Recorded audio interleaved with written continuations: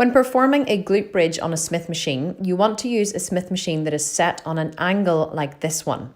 The reason for this is because these machines don't actually have set catches, which means that you can't lower to full stretch in the glutes. These catches at the bottom, as you can see, can be moved up and down, which means that you can dip quite low with your glutes and get full extension. You also want to get a nice big power guidance pad to put onto the bar to protect your hips so you don't get bruised.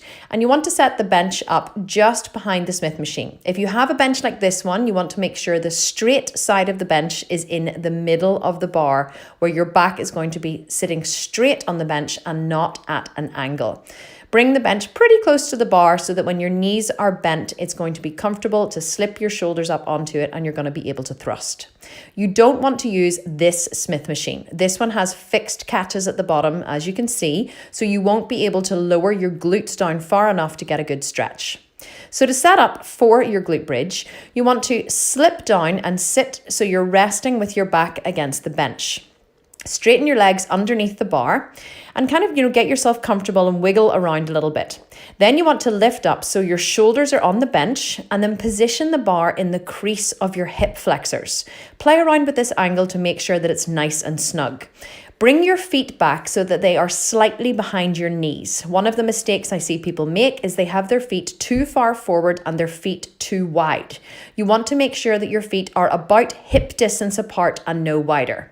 Then you take an inhale and exhale, thrust the bar up, lower it down, and then exhale and thrust. You want to make sure that when you're thrusting, you get a good squeeze and a pause at the top. Your shoulder blades should be resting on the bench behind you. And if you look at my neck and head here, they are hardly moving. They are on a nice curve, which means that my transverse abdominis is turned on. And the only thing that is really moving is my lower body.